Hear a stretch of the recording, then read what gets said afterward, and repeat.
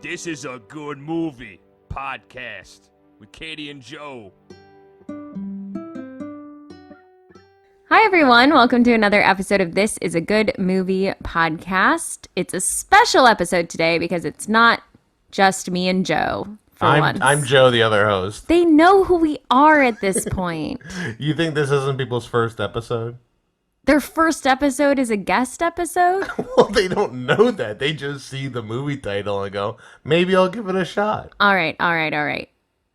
Welcome. I'm Katie Hetledge. And I'm your co-host, Joe Bates. This is a good movie podcast where me and my wife make each other watch a movie they have never seen before to see if it's a good movie or not.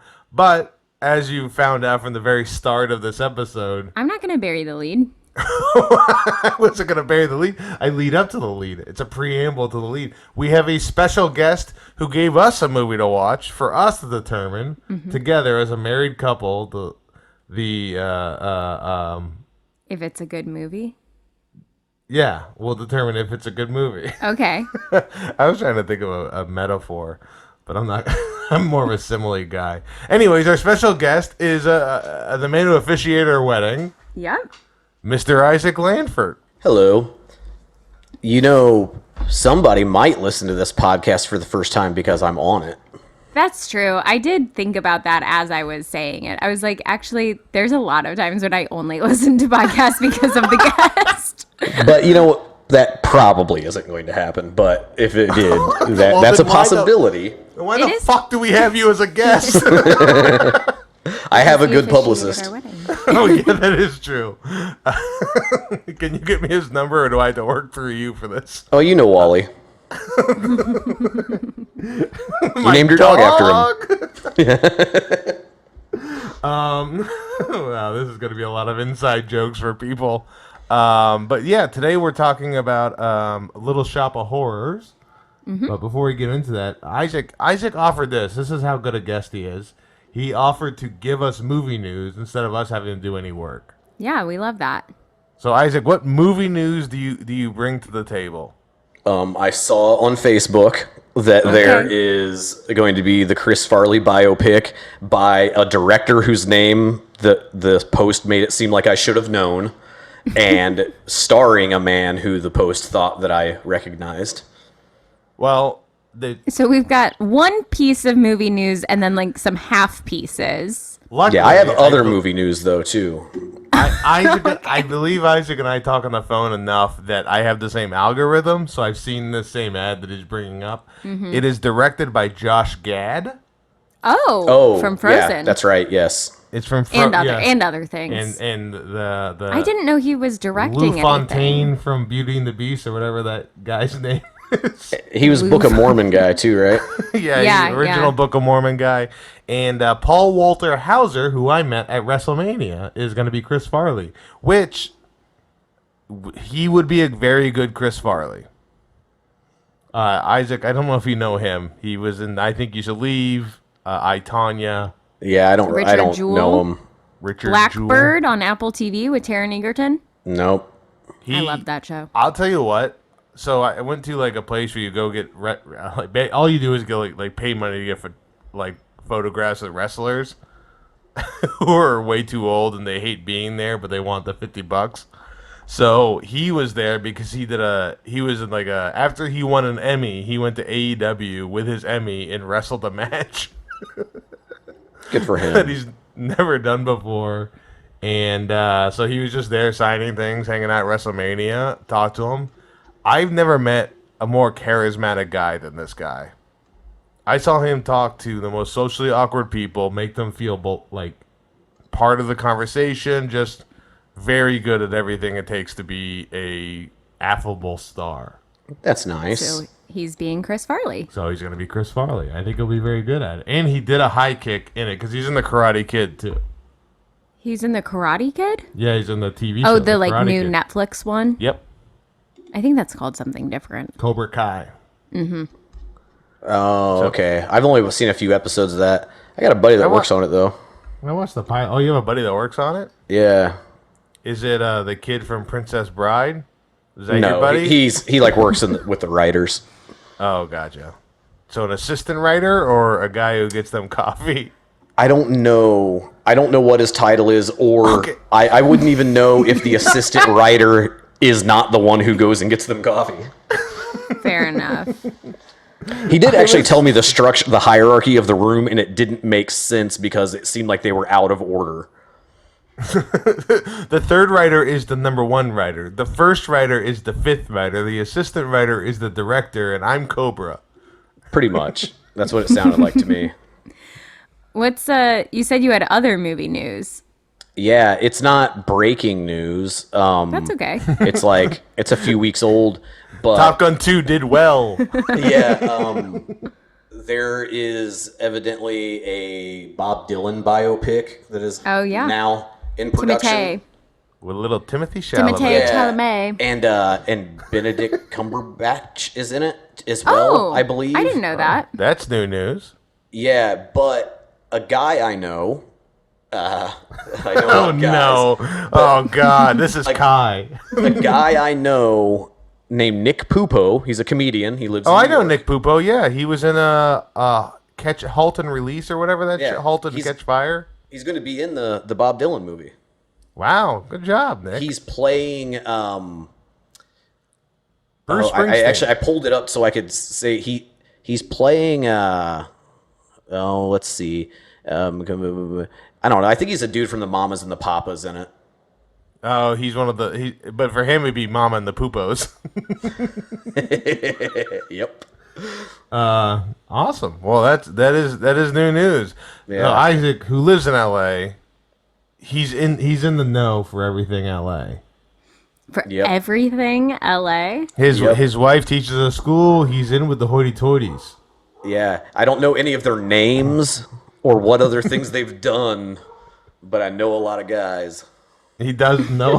He knows a lot of guys. Cool brag. I don't know if that's a great brag. It Well, is one weird thing- though that I pulled up Nick Pupo's Instagram post to like try to see who he's playing, and all the comments underneath are by comedians that are mutual friends of our like us. Who are saying like not real but nice compliments, but they're just hoping that maybe they can also be in this movie Yeah. with Timothy Chalamet. I always knew you had it in you. Any chance you're gonna be in LA April 15th? Yeah, they're like, hey, I know you from stand up, and I've never done any acting before, but do you think I could get one of those? I reached out to somebody I've done stand up with twice who writes for SNL, and I just sent the saddest message I've ever sent in my life, asking if I can get free tickets to SNL for my wife before we leave New York. And I'll tell We've you, still never been to SNL. still never been to SNL, and he did not reply. And honestly, I was rude to him the last time I saw him. Oh no. This is a lesson to not be rude to people, Joe. I don't think it would have mattered, but I definitely do feel like I was rude to him, talking like I normally talk. Ann and I waited in line for SNL twice. Like the early ass morning. We almost got into the dress rehearsal once. We were like 3 or 4 people back from where they cut it off. So you had to wait all day? It's like, it's just really, it's like, I don't even remember. It's like you go super late at night or really early in the morning, and the line is like wrapped around the block, and it's freezing cold, and they start opening it up in like sometime in the morning hours and filing you in, and you have to make a choice whether you want to do live show or dress rehearsal. Well, And nowadays you go through. I don't know if it is anymore, but there was a while you got paid to be in the audience because that's how they got around COVID restrictions. Yeah, I don't know. I mean, Yeah, I don't think they've that's always done a happening anymore. lottery. Yeah. Yeah, well, I thought barely knowing a guy was really all I needed. Not enough. Maybe I'll reach out to Sarah Sherman and be like, "Hey, you know somebody I know that booked you." Hey, I recently came across a festival flyer, and we were on the same festival. Not the 4 same years year, ago. different years. All right, well, let's get into a movie that we watched recently that Isaac recommended. The 1986 Frank Oz directed Rick Moranis star vehicle, Little Shop of Horrors. Was this a star vehicle for Rick Moranis? I don't know. I just like saying star vehicle for Well, did he do the things movie. before this? I mean, this is pretty early. Well, let me look at that up. I don't know the order of his career, but I mean, he was a known commodity, I think.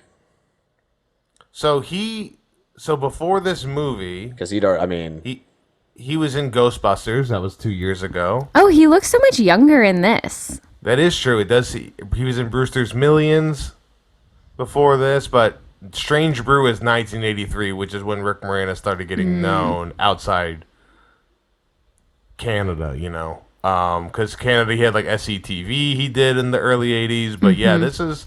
And he was already on I believe this has SNL got to as a be host. the most famous movie that he is the lead in.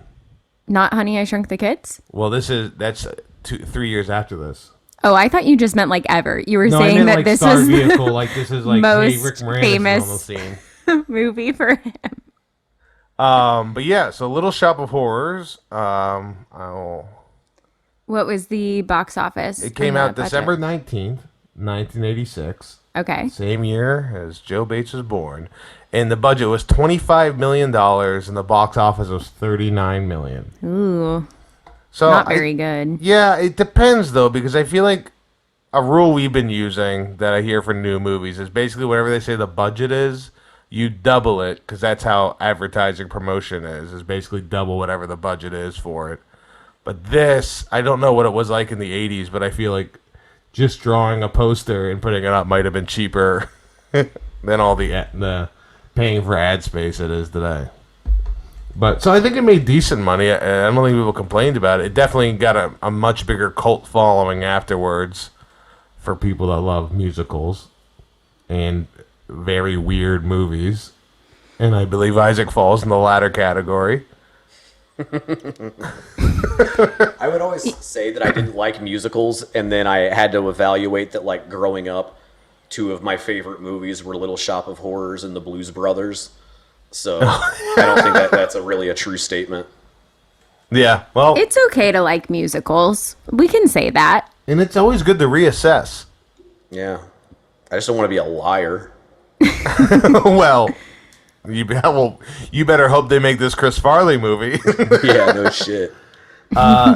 Katie, what did you think the movie was going to be about before watching it? Well, I knew it was about a plant that eats people because Yeah, I had Deadly Plant as well. I'm familiar with the musical, although I actually haven't seen the musical fully. I've heard a lot of the music and seen like scenes from it, but I've never actually seen a stage production, which feels sacrilegious, I guess, as someone who used to do theater. But I knew it was a plant that eats people. I also did think it was about children, and I did think it was a love story about teenagers. And now I'm realizing I only thought that because growing up, I knew teenagers in this musical. But now I realize they were playing adults. They weren't playing teens. Katie, you based this movie off a high school production of this movie. Yeah. I That thought sparks Seymour a was question. like a nerd. Oh, like a high school nerd? Like a high school nerd. Yeah. And like Not just Audrey a was grown-up like nerd? popular. Yeah. And when the movie started, I was like, he could still be in high school. He could be a high school nerd. He I don't honestly know. could be any age. Yeah. Rick Moranis That's has true, he at could. any point could be 50 years old. But since then, I did figure out that it is adults. Yeah, I thought. How I far knew into the Deadly movie? Plant. Probably when I saw Audrey, I was like, that's not a child. Yeah, yep. Or it's a two childs in a dress. Yeah. Two childs. I thought the movie. I had the movie idea. I feel like everyone kind of knows the movie, even though nobody's seen it. I said Deadly Plant takes over the life of a botanist. He's fed people, and I think everyone kind of knows the story. I've only seen the dentist scene. The dentist scene with Bill Murray is the only thing I've ever seen in this movie before. And So- that is like, I would say, the scene that is the furthest removed from the actual plot It has- of this Yeah. movie. That scene, the Bill Murray scene, doesn't need to be in the movie, and No. I It was loved weird. It's my favorite part of the movie. It's not But it's mine. funny. And can I tell you, when I was a kid, the part that I always hated and I would like skip through is when Jim Belushi shows up. Oh my god, this is my impression of Katie when Jim Belushi shows up. I know who that guy is, but I don't know who he is. That's Jim Belushi. That's Jim Yeah. Belushi. Even in Right. recording the Jim, everyone was like, "I know his name's supposed to be Jim." Yeah. Yeah, that part is. God, I hate Jim Belushi, and it's not really his fault. It's just the No. same feeling I have of Kevin Farley. I'm like, I don't like it. It's also just like, I don't know, as a child, I watched that movie all the time, and it was like that part, and then also the part where he goes to the radio station. Those are like the two parts as a kid that like couldn't keep my interest. Oh, really? I love the John Candy part at the radio station. Yeah, but you're an adult.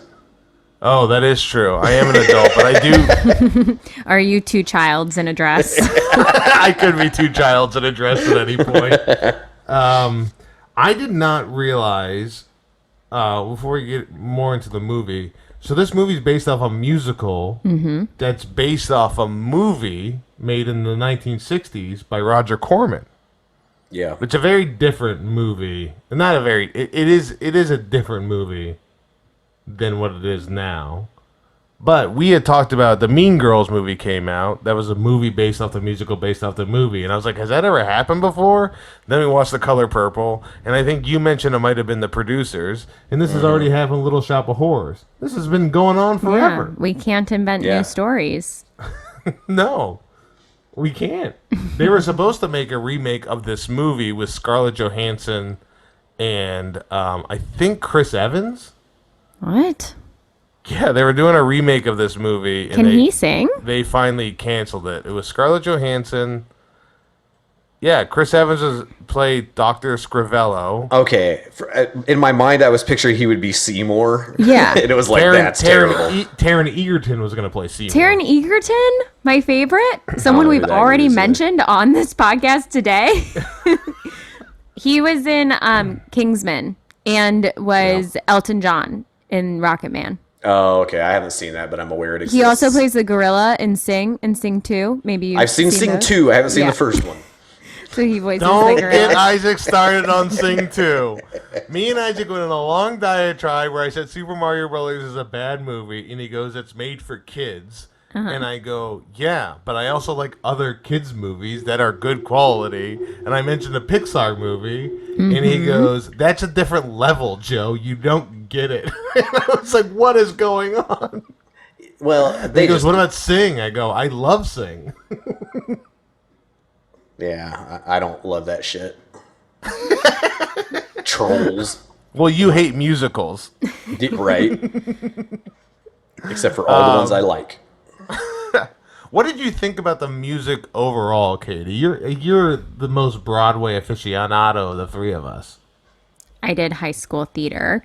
And last fall, went to a Broadway rave, Yeah. which is where there's a DJ and he just plays Broadway show tunes to Oh, no. a large like room of Mostly high NYU students. And a friend of ours wanted to go for her birthday, so we went. And honestly, it was fun, but I knew I probably shouldn't have been there. I liked the music, but I already knew the music, so it's one of those things where like you've heard Suddenly Seymour so much that you're like, this is a classic, therefore it's great. But I think all of the music in this is really good, and it has a really distinct feel to it with like kind of the Motown songs, Yes. which is fun, but then you have the more traditional musical theater songs, like anything that Audrey's singing, and then her kind of switch when she has that really like breathy, whispery, annoying voice, and then she switches to like belting, and that's really fun and probably fun for people who play that role to play around with. So the actress who played Audrey was the one from the musical itself. Like she originated the role. She originated the role. Oh, I didn't know She's that. great at it. Yeah, the That's cool. actor, the director was like, he was auditioning people, then he heard her sing and was like, well, what am I doing? That's cool. Yeah, but Rick Moranis. I'm is sure not. people Like, you will see really. Rick Moranis, you can't turn him down. Yeah, I mean, I'm sure that seeing Rick Moranis sing in that movie was really neat for people too. He's so great. I was like really impressed.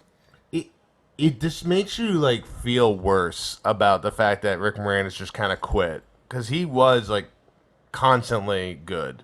in Yeah, no, everything he's a killer, really. Bring back Rick Moranis. I love Rick Moranis, and there's a point in this movie where there's a mobster in like the group of like the montage people singing about Skid Row, and there's a mobster, and I was like, that guy looks just like Steve Martin in My Blue Heaven, which he also is in Rick Moranis with 4 years later, which is a movie that I've seen way more times than I had any reason to see My Blue Heaven. In that Skid Row song, the part in the alley where the guys are climbing up the fence while they're singing used to creep the shit out of me when I was a kid. Oh, that's like totally. I mentioned it to Katie. When I watched this movie, I was like, wow, a musical with a town that I am scared to be in. Like West Side Story, not scary at all. These are a bunch of dancing guys who barely got any knives, one bullet maybe between them. This town don't want anything to do with it. You haven't seen a lot of musicals, though. Like, you haven't seen Chicago. You haven't seen Sweeney Todd. You haven't seen Hairspray. All of those, they kind of reference some seedy areas. I wasn't scared at Oklahoma. Yeah. I wasn't scared at Phantom of the Opera. And there was a ghost in it. Fair enough. The Muppets guy directed this movie, which I guess makes sense, Frank Oz, to direct it, but it just was like startling. I was like, well, there's mostly people here, and then I totally forgot that that plant It's isn't a giant people. puppet. Multiple puppets, since it grows so big throughout, so they had to keep bringing in, I guess, multiple Muppets. I was amazed by the animation or the puppetry, or I guess it's both that they used. I don't know if you looked any of that up. I thought it was so good. I was like, for the 80s, this looks amazing. Well, Practical Isaac. effects. Yeah, I love practical effects. Big fan. So your brother is a big puppet guy, Isaac. Yeah. Were you and him both watching this movie as kids? Like, is this Oh yeah. Yeah, for sure. okay? Yeah. No, I mean, good to like, know. and Frank Oz. I mean, I'm questioning like throwing anything out there, but it's like, I mean, he did other stuff that like fits into the kind of vibe of this. Well, yeah, they didn't just do Muppets. They had the whole, like, dark side of puppetry that they were doing. The Dark Crystal and all that Yeah, stuff. like the Dark Crystal. Mm-hmm. The dark side of puppetry is just a fantasy puppetry It's like, movie. well, I don't know. It's kind of creepy. They have, like, creepy puppets in that look a little scary to children. Labyrinth. Yes, that's the dark side of puppetry. That's interesting. So Muppet movie, he's Yoda in Empire Strikes Back and Return of the Jedi. That's not the dark side, I guess.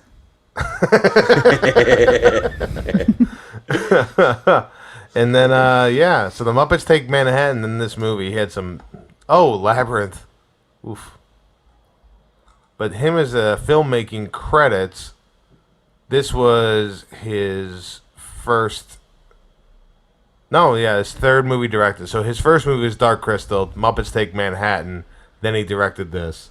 That tracks. The next movie with no puppets, unless you want to count Steve Martin, is Dirty Rotten Scoundrels. Then what about Bob? Huh. He was just done with puppets. He's like, I'm fucking out.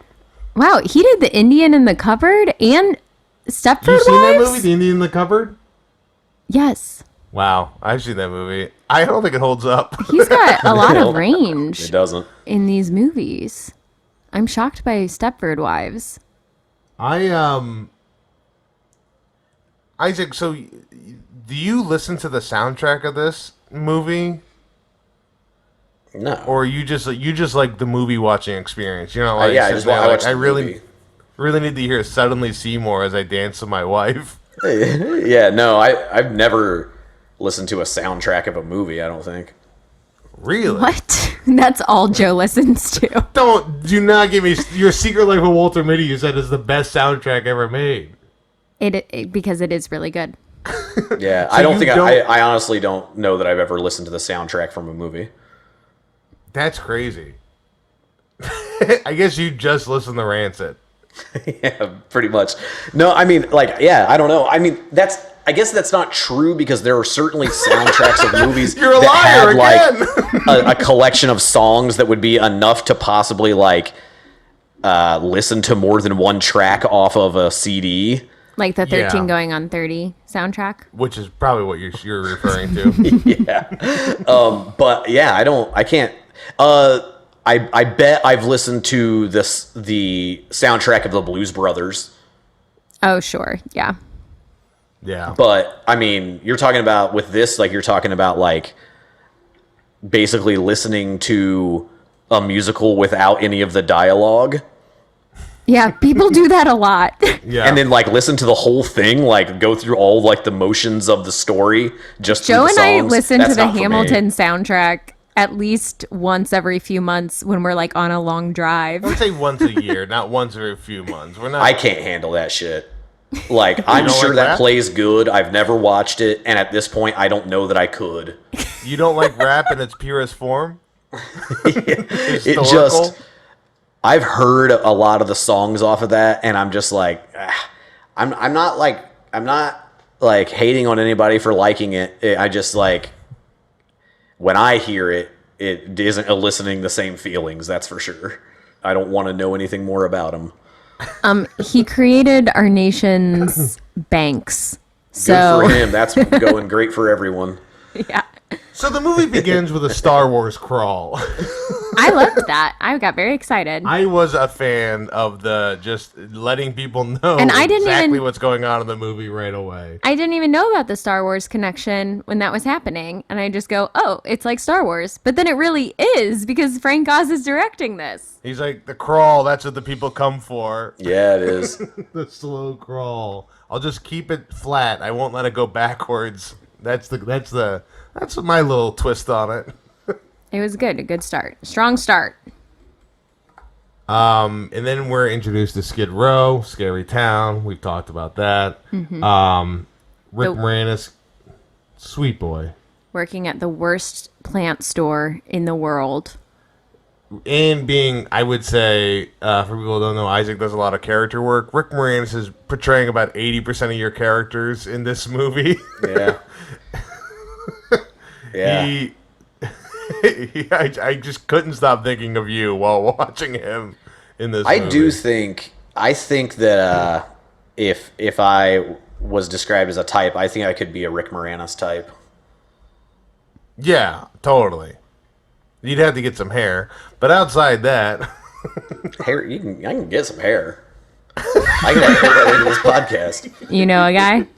Yeah. I got a hair guy. I got a bucket of hair right over here. Okay, well, he's referring to some wigs, folks. He's not just he's not just a serial hair stealer out there in LA.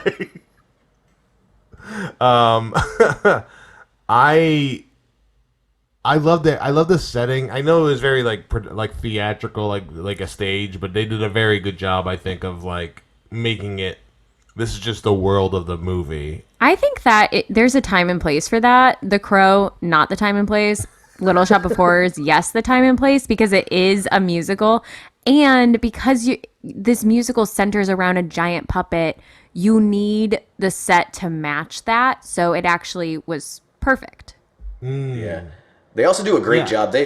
They like identify the characters so quickly and concisely. They do a good job.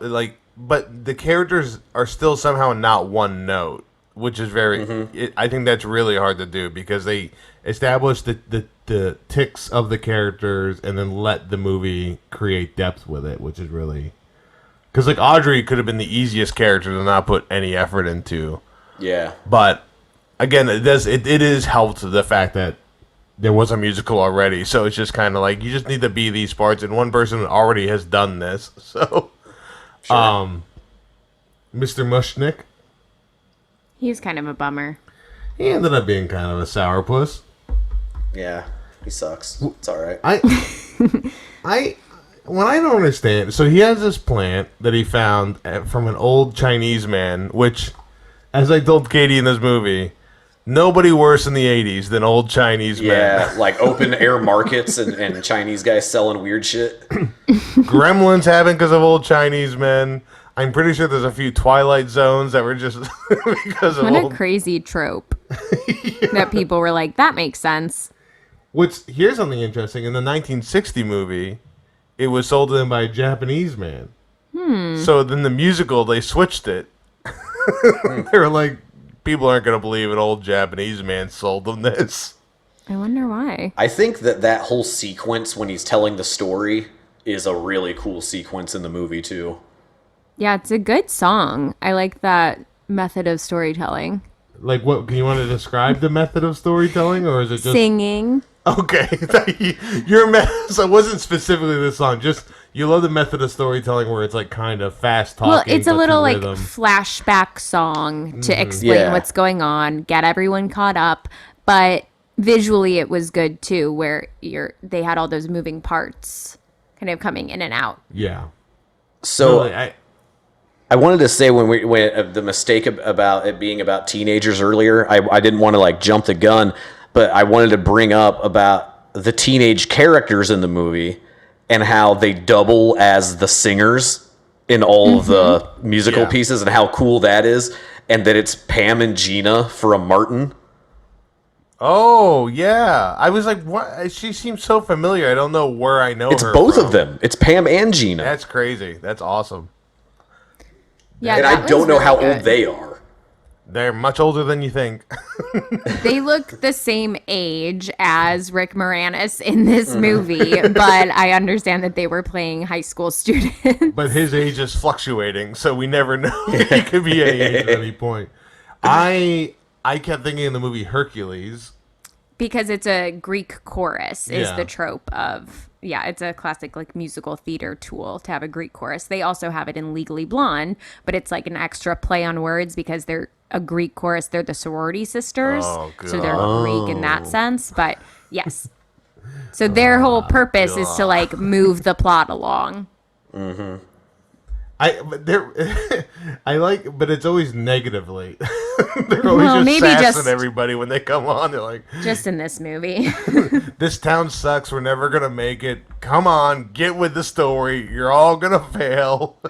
Well, I think that's important because otherwise it's like, why is Seymour kind of just going along with this pretty awful thing? And like, why is Audrey dating this really awful guy and like not just breaking up with him? And so they have to establish that this is a terrible place and everyone is miserable. And they all feel stuck in the town, the neighborhood or whatever. Right. Yeah. Seymour has real Harry Potter vibes going on now in hindsight. Living down in this guy's basement, doing all his chores for him. You're a wizard, Seymour. Oh, really? Am I? No, never mind. Here's a plant. It's from space. It's not a magical plant we had to kill you. It does start off like, I love this joke every time, but they go, having this weird plant to attract people, that'll never work. And then immediately, I saw this weird plant outside, and I would like to buy flowers. That was played by Chris. The first guy that comes in is like really robotic. That was played by Christopher Guest. Oh, I don't remember that. Huh. Yeah, he's like this really weird robot guy that comes in. He's like, I'll take a dozen roses. How much? And they go like $50. And he goes, can you break 100? No, I can't. I guess I'll have to take 2 dozen. And they start losing. That's Christopher Guest the whole time, which I was like, that's crazy. What a weird little... He had already done this as Spinal Tap before this movie. And they're like, well, that guy, he knows what he's doing. We got to get him in to be a weirdo. Yeah, I mean, it's like the movie is like jam-packed full of 80s comedians. It's, yeah, it's just, I didn't think John Candy was in it. And we haven't even talked about Steve Martin yet, really, of this movie. Katie doesn't like Steve Martin in real life, but she loves his character in this movie. What are you talking about? Am I wrong? I love Steve Martin. Everybody does. He's a national treasure. His accent in this movie is all over the place, though. He's doing like an Elvis accent. I guess I guess that makes sense because I kept thinking King Tut multiple times, but then he gets like really southern with it, and it like is really. It's like a southern Elvis. Yeah. Mm-hmm. All right, I guess I'm just wrong again. What were your thoughts on old Steve Martin, the dentist himself? Interesting character. Obviously, I don't like him because he's a bad person and he's being mean and abusive to Audrey. And he's being also sadistic at his dentistry. I don't really like dentists that much even before this movie. Makes him an easy villain to be a Yeah. dentist. I don't think you're gonna meet a lot of people that love dentists. Isaac, Maybe their dentist families. I mean, I don't feel any different about them than I feel about doctors in general. They're just like part of the living. problem. Yeah, so it's like no great affinity. None of them have saved my life yet. So So until a dentist or doctor saves your life, or just anybody in general, really.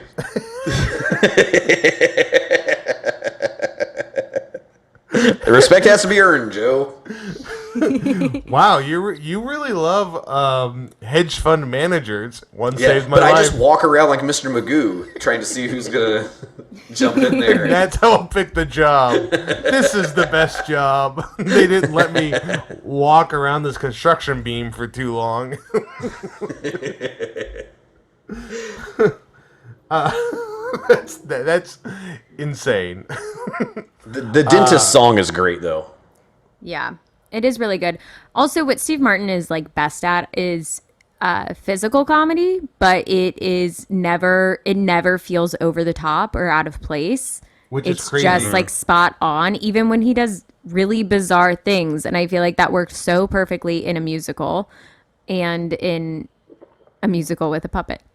Well, he ad-libbed a lot of his actions, like ripping the doll's head off and like kicking the kid when he's like pulling the tooth out. He's got good instincts. Yeah. So when you're watching this movie as a kid, Isaac, because again, we watch this as adults. Yeah. Are you like scared of Steve Martin, or are you like, Or oh, the this plant? guy's cool, or like, I was like an odd child, I was very well acquainted with Steve Martin. oh, so you would already you're watching this movie as like a 7-year-old, you're like, this is my guy. Yeah, I got it. Were you scared Yeah. of the plant? No, Okay. I thought it was cool. I would have been scared. I was just scared of the homeless people climbing the fence. Now that I never seen these guys on SNL. These are people climbing a fence. There's one scene I know Katie hated even as an adult, and that is the shot from inside the mouth. Oh, Steve Martin yeah. is working on That's the gross. teeth. Yes, it's very, very gross, but even I will admit that was interesting. It's For neat. like Yeah. one quick scene. It's a good shot. And like the perspective of it is spot on. How they have, they've got Steve Martin there and he's got his little dentist tool and then some other like a nurse or something like comes in too. And just having them all in that shot, like they match it up perfectly. It's got to be the puppet background probably. Yeah, I would assume so. Building a big apparatus around a camera. Right, yeah. It is surprising because it does feel like obviously Seymour or Audrey 2 is going to be like the villain, but it does seem like Steve Martin is going to be part of that climax of this movie. But no, just quickly killed, gassed up.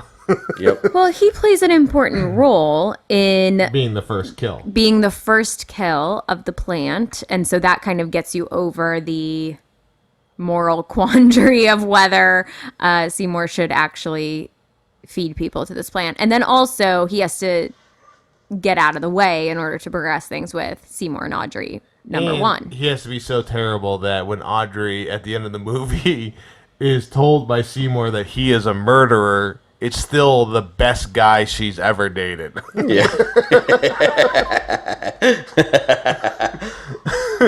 Well, he murdered people with a plant? Yeah, but he never hits me. I'm like, well, you got to keep him. This is the one guy.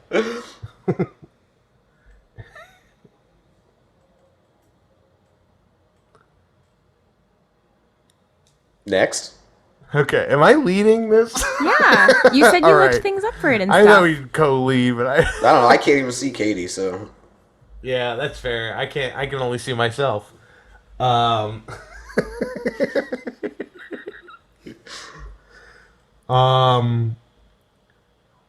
I'll tell you this though on the Steve Martin thing that today when I tried to watch this movie, but then it wasn't free, so I didn't. You recommended this movie. Yeah, but I mean I've seen this movie so many times. I just thought it'd be nice to watch it today. I had the time. how many times have you seen this movie, you think? It's Like, is I mean- 10, 50, 1,000? I mean more Are you than still 10. watching? Absolutely more than 10. It'd be easy to say 50, but that's probably actually a lot. Yeah. So- It's just the movie you've seen the most, you think? I don't know. We just had like a bunch of VHS when we were kids, and there were some movies that we just like beat the hell out of, like this and Ghostbusters and the Blues Brothers and Indiana Jones movies, and like there's a handful of, but that's like all we were watching, so it was just like in repeat. Mm-hmm. This just reminds me of a thing, and this goes back to I'm bringing it up again, but My Blue Heaven. When my parents got a huge sound system, they got this really nice sound system. They were very happy about it.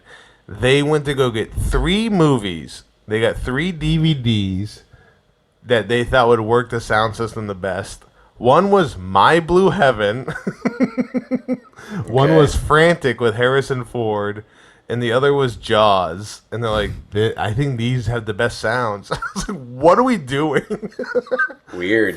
The Frantic is basically they made The Fugitive again with Harrison Ford. It's like basically the same movie.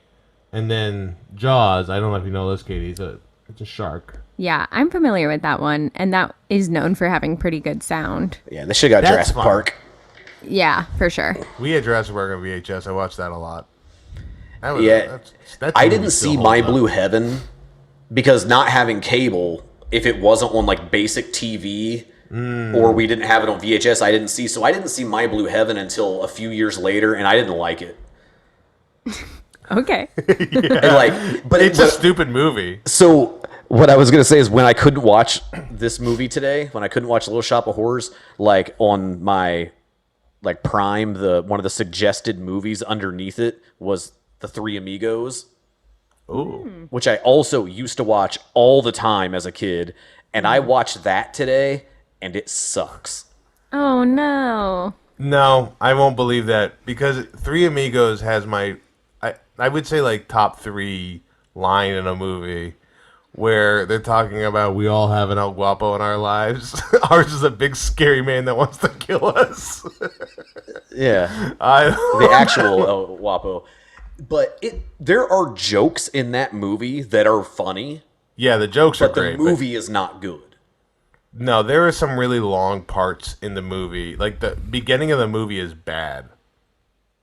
Yeah, the part I think my favorite part of that movie is when they in succession like have their canteens, and it's like one is like barely a drop of water, then the next one's like sand pours out in his mouth, and then the next is just pouring water all over himself. And like there's some gags that are really funny, but it's just a mismatch. It just doesn't work comedically the way you think it would with the people in it.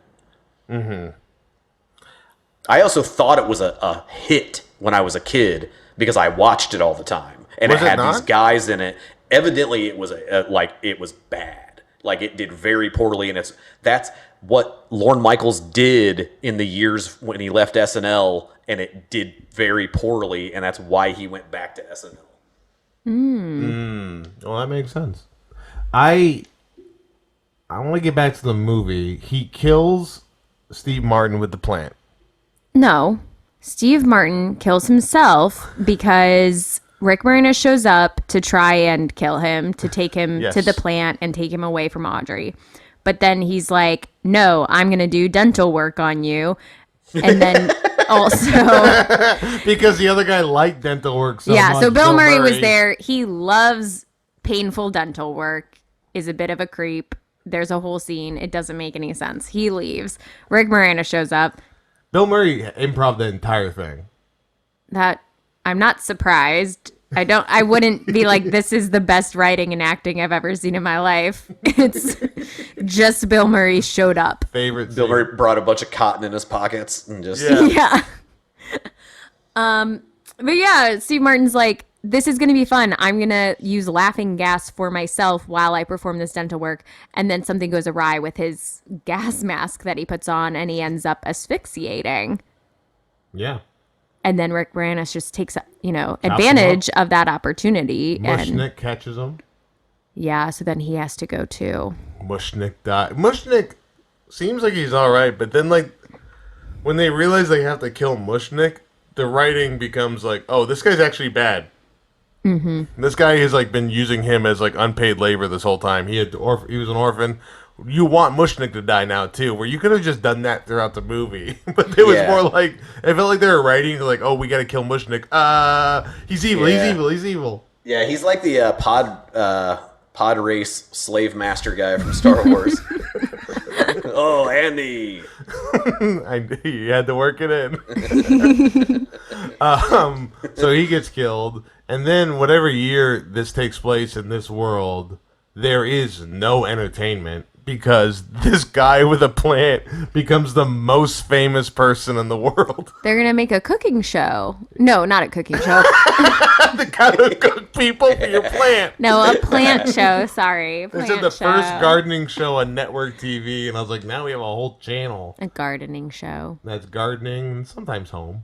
And he freaks out. Seymour freaks out. He freaks out. He can't handle the pressure. The telltale heart beating in that plant. Yep. Ba-bump, ba-bump. And then, what? He and Audrey confess that they love each other. They're going to run away. They're going to get married. And then the plant has other ideas. I feel like now we're just going right through. Well, that's the what plot. happens in the movie, too. It's a like, short film. Like, yeah. I feel like a lot... Before he kills Steve Martin, it feels like there's a lot to it. Then there's the falling in love. They sing Suddenly Seymour, which is a very nice-sounding song of Rick Moranis telling Audrey 1 to not wear makeup. You look better without makeup. Such an asshole thing to say to a lady. It was the 80s. Yeah, well, I guess then it was the 60s. I don't know what year this movie's supposed to take place. Well, it was being filmed in the 80s. Yeah. Maybe they would update it today or something, though probably not.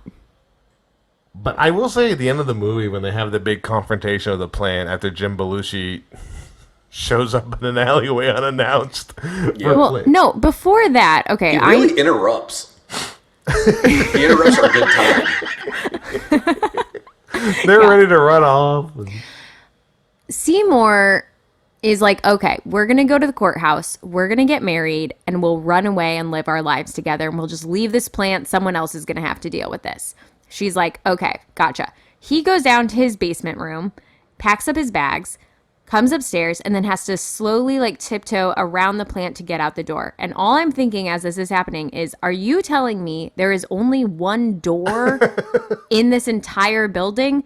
And then later, they go out a different door. And I was like, you could have used that the whole time. The guilty conscience. He wanted to be caught. He does get caught. And the plant is like, you need to feed me more food. They get into an argument.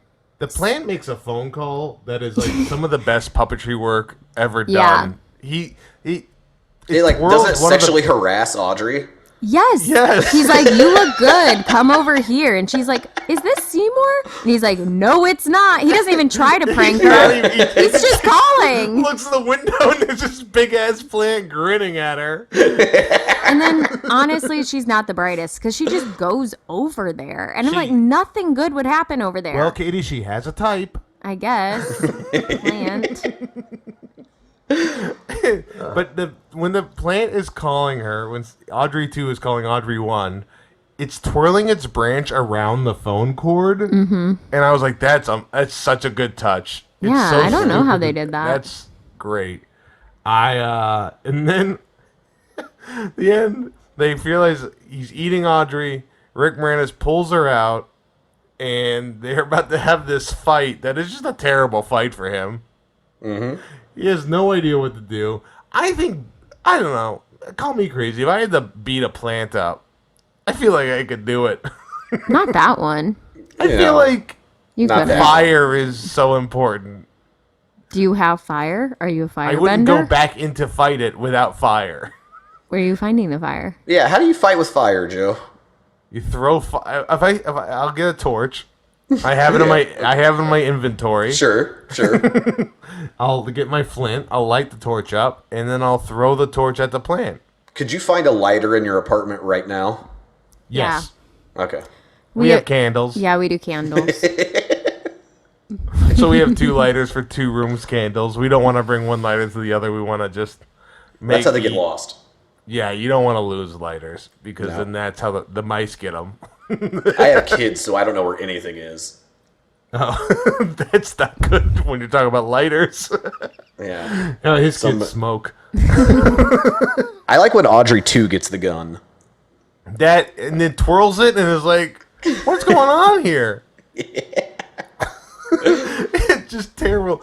He does a RoboCop twirl. It does a RoboCop twirl. I don't understand.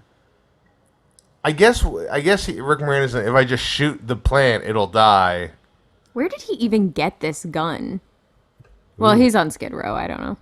It's probably pretty easy. Yeah. I think there is like some sort of brief explanation when he's wanting to kill Steve Martin about where the gun comes from. It's probably Mr. Mushnick's. Yeah, probably Mr. Mushnick's. I think they had a gun under like the cash registers where he took it from. He sings the song "Green Monster from Outer Space," the mean green mother from outer space, where Audrey 2 explains exactly his whole plan this entire time, and Rick Moranis goes, "You're just using me so you can take over the world." He goes, "That's exactly what I was doing." It's like, whoa, big steps. Big leaps from plant just growing tall. When his little buds open up and start singing backup for him. Yeah, so in the original movie, those little buds, like what happens, there's no music. Basically, the detectives are trying to figure out how this bot, like, they think this botanist is killing people, but they have no proof and they can't do it. And they're doing this big unveiling that this plant is doing really well. And then those little buds pop up, and the buds are all the faces of the victims. Oh, so the creepy. detectives are like, we got it, we figured it out. Which to me is crazy to go in the courtroom like, well, how do you know it? Well, the evidence is clear. This plant ate them. It is growing their faces. Who's in that movie? It's like a famous actor starred in that movie, right? It was Roger Corman was the director. Is it like Nicholson? So I think that is the dentist character is played by Jack Nicholson. Wow. That's crazy. But it's not the same kind of like it's a very different movie. And like the characters in this one. Yeah. It was made 26 years ago. Just so you know, from 1986 1960, it's 26 years. And it is 28 years from 1986 to now. So this movie is closer. But didn't you say I guess that doesn't mean any sense. You were born? Yes. Yeah. 31. Wait, how am I 31? You're not. I'm 38.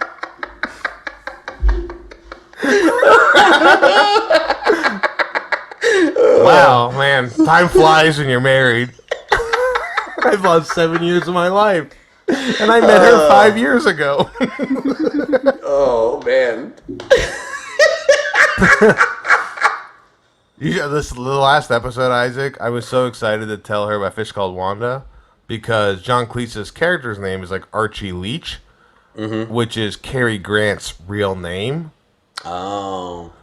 But I read it wrong and was so excited to tell Katie in the podcast, and I said it's Carrie Elwes' real name. And then she's like, what? And then I go, huh? And I realized I had messed it up. And then like, that is weird. In the late 1980s, he thinks Carrie Elwes is someone he shouldn't be. I was falling apart. So we're in a good streak right now of me just losing my mind. Oh, man. The Mean Green Mother from outer space tells him everything that's going on the plan. And Katie, how does he finally kill the plant? Electricity, which is kind of like fire. After the plant destroys the entire building. Really cool sequence again. Yeah. I mean, Oh yeah, the plant's like the roots are coming up through the floor of the building, and you really think Seymour's not going to make it. he shouldn't. Yeah, there's no reason for him to, but he does use science. And luckily, the one part of the wire he grabs is right at the base of the electricity, so he doesn't get electrocuted. Touches the plant.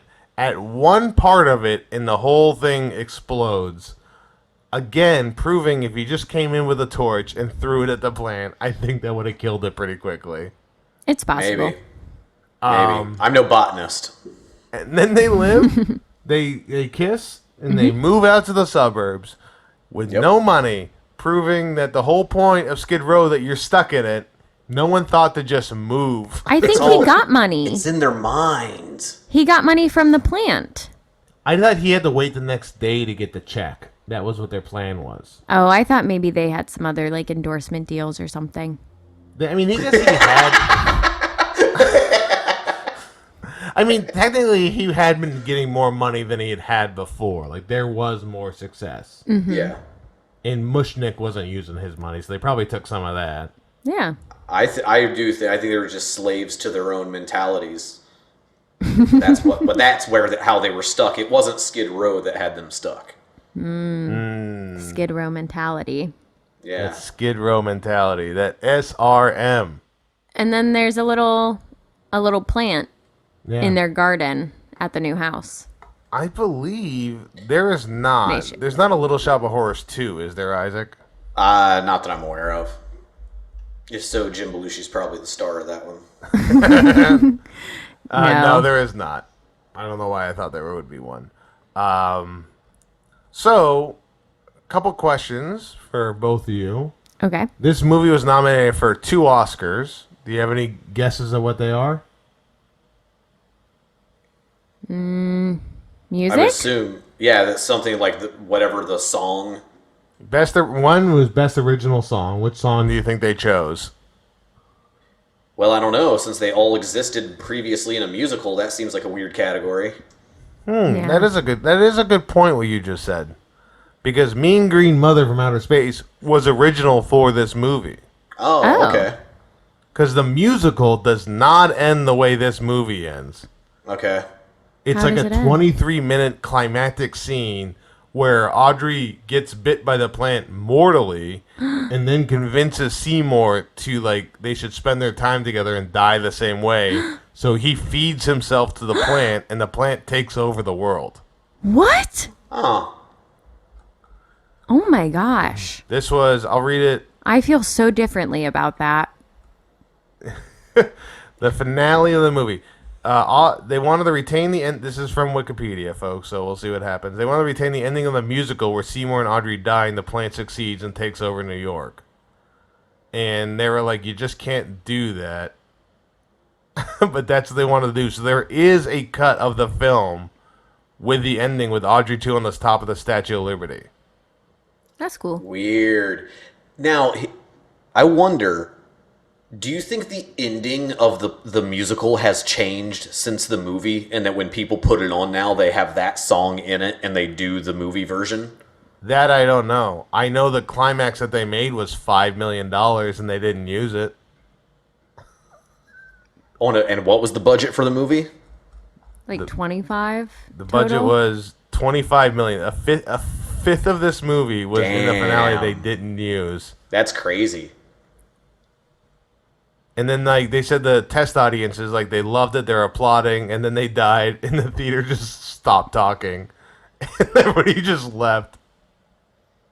Yeah, I mean, I get it, and it's weird, like having watched this movie so many times to think about how it could have been different. Because I mean, so wait, was that song in the movie still though?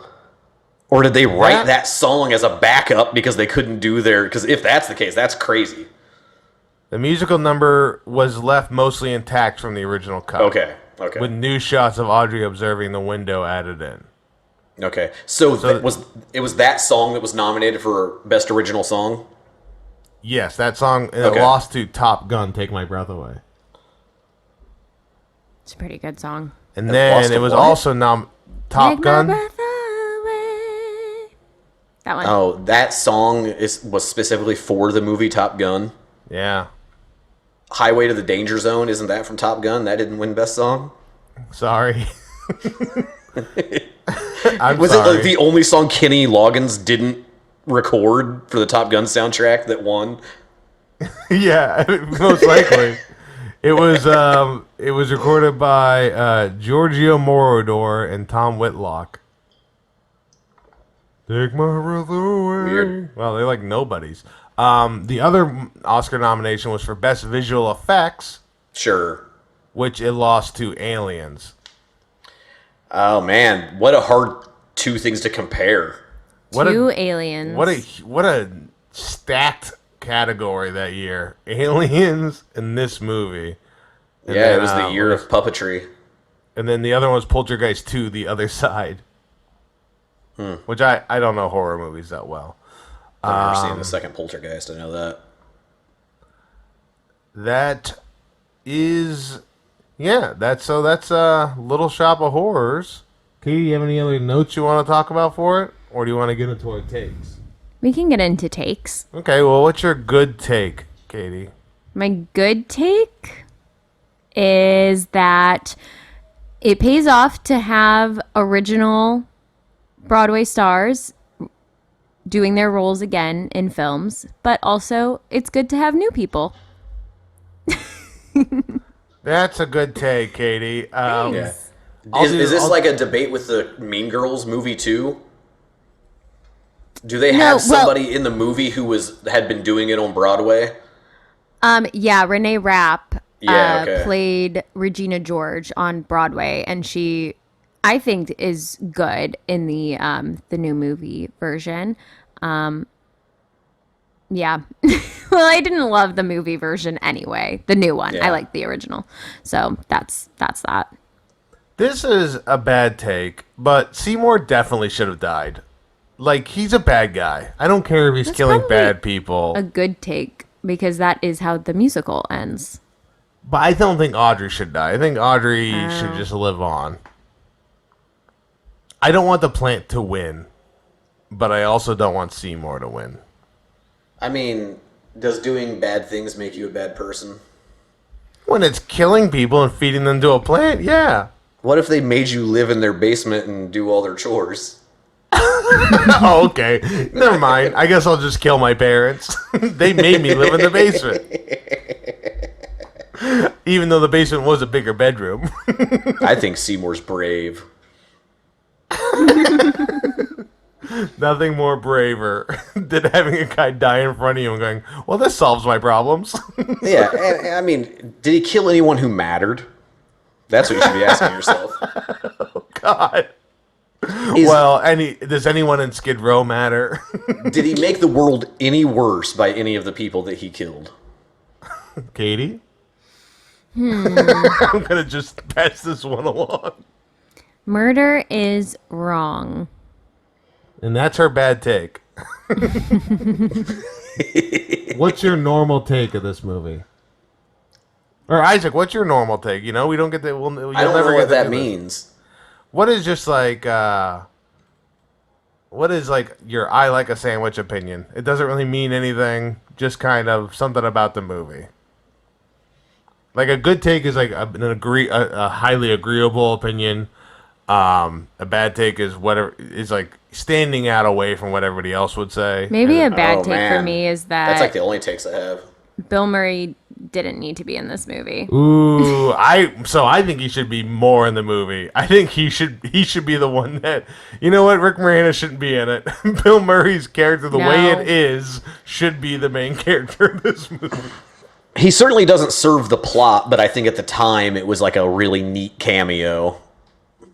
Yeah, I don't know. I guess I don't think that I have a normal take. I was just going to say that I think that without having a lot of experience with musicals, watching this, it's like it's a lot easier to tell your story when you don't have to like write dialogue between characters and motivate things, and you can just like he gets a plant and then music starts up and then everyone in the background starts snapping their fingers and then just like they basically read the script notes to you about how the plot moves forward in a melody.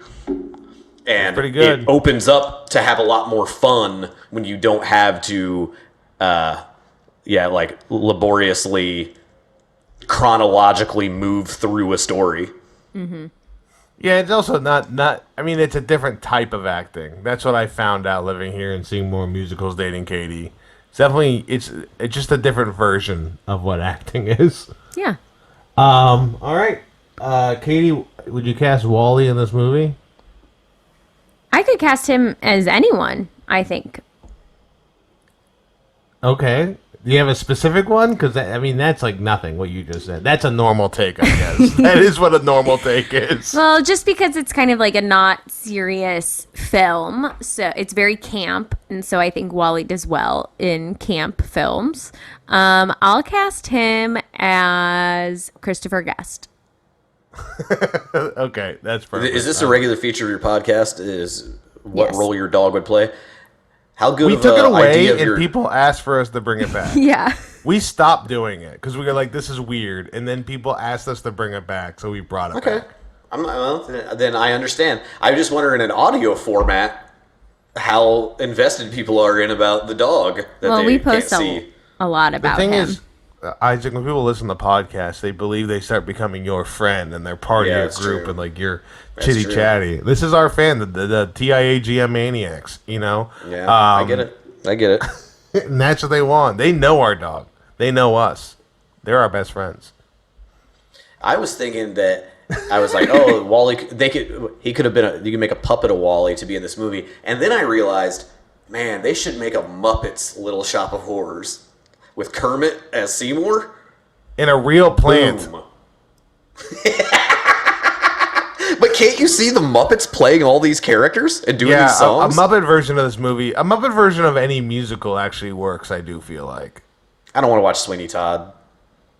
One time, Katie and I listened, audio version of Muppet Voices doing Hamilton. Oh, yeah, that was really good. Oh man. Fozzie played Thomas no. Jefferson. They can't do the rapping because they can't talk that quickly, so they do just start to make up words and mumble through it. So it's not a perfect rendition. Now, who made this? We Muppets? don't know. The Muppets made it. I'm assuming Was it the AI. Muppets or was it like somebody who could do the Muppet voices? He has to do a lot of them. They would have to do a lot of them. My friend, they're doing every voice. And the same voices do the same. It's pretty good. Look it up for on YouTube. Check it out. The Muppets doing Hamilton. All right. Isaac, as our guest who suggested this movie, I request of you to ask us if this is a good movie. Was this a good movie? Or is this? Uh-oh, I messed up the title of the show. The first verb you say doesn't affect it. This is a good movie podcast. You can say whatever you want to start off the sentence. Oh, shit. Okay. Pineapple. This a good podcast? No, you fuck. This is a good podcast, yes. Is this Pineapple, a good movie? this Is good a movie? podcast? Joe and Katie, is this a good movie? Yes. Yes, I think it is. I very much enjoyed it, and I do like that it was 90 minutes, which, again, would have been 2 hours if they didn't cut out the $5 million, 23-minute climactic scene they had planned. Things were different back then. Three Amigos, which wasn't good, but I watched it, was only like 100 minutes. Wow. Yeah, I mean, that's why, like, Spider-Man 3 was 90 minutes because they could play it more often in the theaters, so they were trying to sell more tickets that way in a weekend, like to break records. I love that that's the reasoning, not that they don't want me to have to suffer through 30 minutes of a movie that shouldn't be in it. No, they want rewatches. They were just trying to... Yeah. Terrible. Well, that was the time movies were best, though, during Spider-Man 3. Movies were best when I was going to see them. Isaac, did you know when Isaac was 15, that was the only time things were right? Okay, well, this is a good movie podcast. With our... We should let Isaac promote stuff. Yeah, I think, good idea. Before we do that, Isaac, you can listen in on this. Katie, you get to pick next. Yes, I do. Isaac, while we're waiting for this, why don't you promote some stuff or whatever you want to promote on this podcast for viewers to listen to? I have an album that can be listened to on streaming services. It is Isaac Landfert, live at the White Rabbit Cabaret. And then I run and produce a bunch of shows at the Yard Theater in Los Angeles and some other stuff. Work with other people, harebrained comedy, shows across the country. Yeah, check them out. Your Instagram is at Isaac Landfert, correct? Yep, all social media get to use my first and last name. ISAACLANDFERT. Check him out. You're going to see post the flyers of different things he's doing. And also sometimes he does some character stuff he puts out there, which is really great. Katie, have we stalled enough for you to tell us what the movie is going to be for next week? Yes. Yes, we have. Perfect. I'm stuck between two. No, you know what? I'm just going to make a decision, and this is going to be fine. We're going to watch Chasing Liberty, starring Mandy Moore. Oh, God. Isaac, have you seen that? Isaac, you seen the Mandy Moore star vehicle, Chasing Liberty? This is what I don't this think is I've what seen happened. Mandy Moore in anything. Yeah, you didn't watch Scrubs. You haven't seen Saved. You definitely haven't seen Princess Diaries. And she is good in Princess Diaries. Do your daughters not watch girly movies? I actually might have seen the Princess Diaries. Anne Hathaway, Judi Dench. Is Mandy Moore like the star of the Princess Diaries? Not Judi No, Dench. Anne Hathaway's Julie the star. Andrews. I think I've seen that, but I don't remember Mandy Moore being in it. She's like her first movie she's ever in. She's just like a side character, she's like the mean girl at the high school. Wait, what is Ella Enchanted? Oh, that's also Anne Hathaway. I think I've seen that. Okay, well, that's not the same.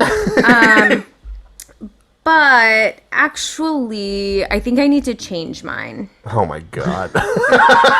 Jesus Christ. Because I just tried to look up where to watch it and I couldn't easily find it on streaming. And the last 3 movies that we've done, specifically movies that Joe mostly requests, have not been available on streaming. And we can't keep making people put in effort to actually find these movies. So instead, we've been just talking a lot about Anne Hathaway, and that is inspired. We are watching The Devil Wears Prada. Ah, shit.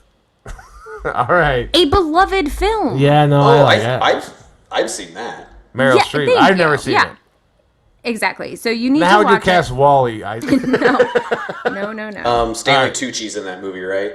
Yep. I feel like he and Wally would be interchangeable. Exactly. Easy. In anything, really. He could be in the Hunger Games, Wally. It looks like people can watch this on HBO Max, on YouTube, on Hulu, on Amazon Prime. So it's out there. Everyone watch The Devil Wears Prada, and we will be back with that next week.